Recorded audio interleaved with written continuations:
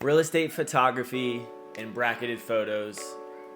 Today we're going to be doing a quick step-by-step guide on how to get to your bracketed photos, how to set it up for a real estate listing, and just the simple buttons to press, what to do to get you set up to get going and start shooting the houses. It's very simple.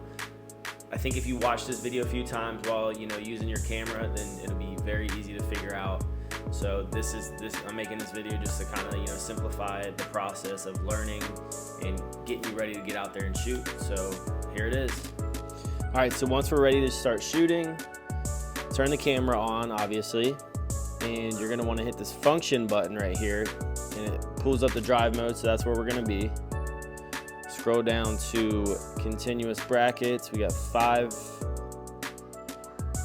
image bracket, and then we added a 2-second delay, so that way when you hit the shutter, it counts down 2 seconds and then it'll shoot. So then now we're gonna change the f-stop to 9 and then the ISO to about 400.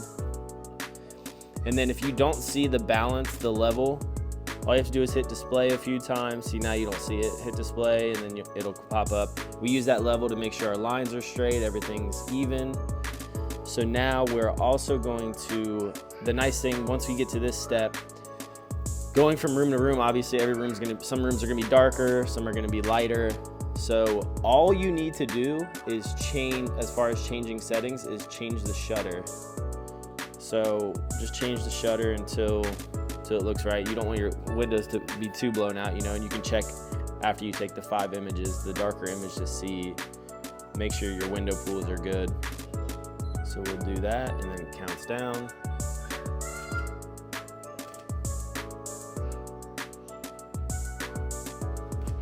Bam, and that's it. So then you have all those images to be bracketed. Very simple, it's just a matter of getting used to it and then figuring out what angles you want to use. So yeah, that's that right there.